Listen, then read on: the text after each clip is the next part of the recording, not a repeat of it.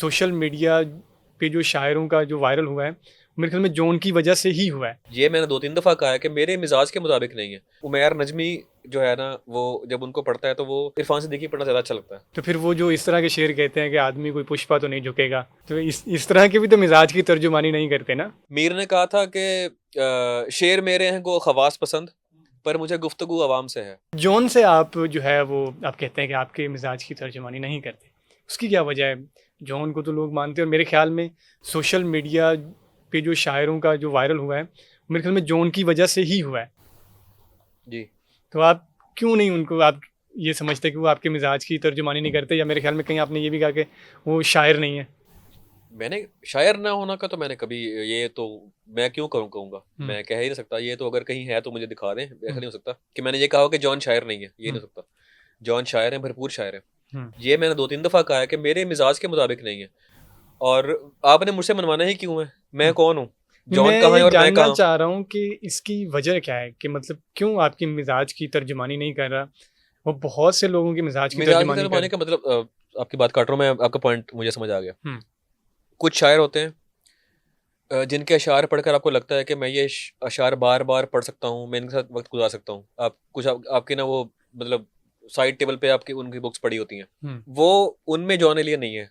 वो इरफान सिद्दीकी हैं, वो रईस फ़रोग हैं, वो जमाल एहसानी हैं, और वो और शायर हैं जो इवन इफराज, उनकी किताबें।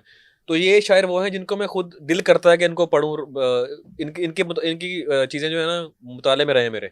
हम्म, जॉन को मैंने पढ़ा है, और इस उनके कद काठ में, अदबी कद काठ में कोई दो राय नहीं। वो बड़े हम्म, शायर भी हैं, बड़े दानिश्वर भी हैं। उनकी हम्म, आपने इवन नसर अगर पढ़ी हो तो फरनूद वगैरह जो उनके मज़ामीन भी हैं, नज़्म उनकी जो आप पढ़ें, हम्म, मतलब हर काम में वो पूरे हैं, पूरे हैं। बिल्कुल। मैं उमैर नजमी जो है ना, वो जब उनको पढ़ता है तो वो, उसको इरफान सिद्दीकी पढ़ना ज़्यादा अच्छा लगता है, हम्म। ज़्यादा क्या लुत्फ आता है पढ़ के। क्या कादिर कलाम नहीं लगते क्या? हैं, सब कुछ फिर है।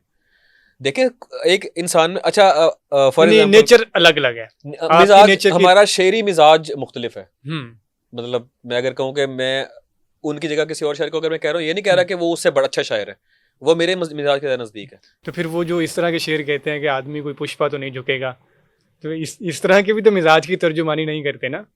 देखिए, वो भी सुना जा रहा है ना। वो तो आप और मैं, सोशल मीडिया है, चल रहा सोशल, है। तो सोशल लेकिन मीडिया पे क्यों चल रहा है बताएं। आप जिस तरह पब्लिक को प्रोवाइड करें, पब्लिक देखेगी। मीर ने कहा था कि शेर मेरे हैं को खवास पसंद, हम्म, पर मुझे गुफ्तगू अवाम से है। वाह। अब ये मीर कह रहा है हम्म। कि आपकी बेसिकली जो एट द एंड गुफ्तगू आपकी अवाम से ही होती है, आपकी ऑडियंस अवाम होती है। खवास तो क्या ये जिन, स्टंट के लिए इस्तेमाल किया जाता है? अब ये मैं किसी की नीयतों तो जज करने के लिए नहीं बैठा कि क्यों पढ़ा जाता है।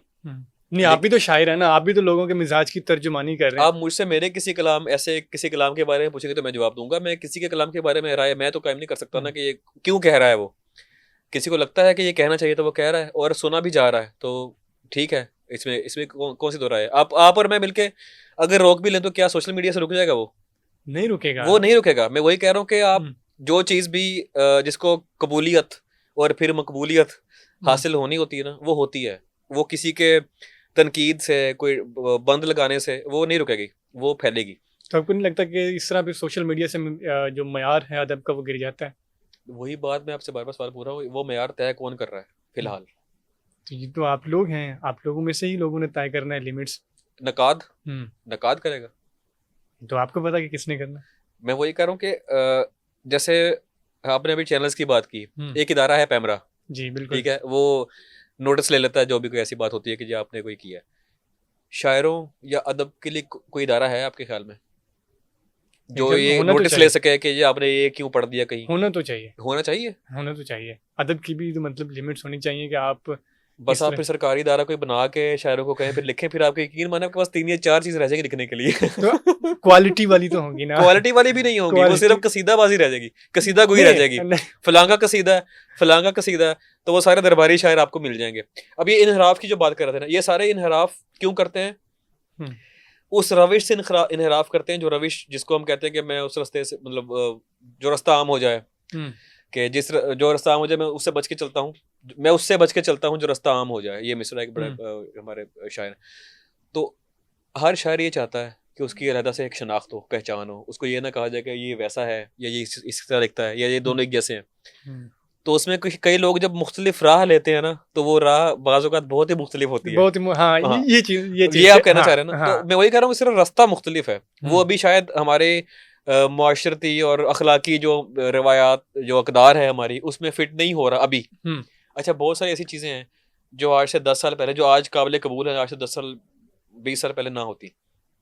बिल्कुल ऐसा ऐसे, है ना? बिल्कुल ऐसे, आहिस्ता-आहिस्ता वो जगह बना रही हैं, बना बिल्कुल, चुकी हैं माशरे में। बिल्कुल ऐसे है। मतलब इवन तो ये अब फिर ऐसे ही चीज़ें बनती जा हमारे रही हैं। ड्रामाज़ में, हुँ, मूवीज़ में ऐसे सीन्स आपने देखा कि आते हैं जो आज से हम 20 साल पहले सोच भी नहीं सकते थे कि किसी का कोई हाथ भी पकड़ रहा है इवन। बिल्कुल मैंने एक ये पूछा भी था एक एक्टर से, उन्होंने बड़ी ज़िंदगी दी है फ़िल्म इंडस्ट्री को।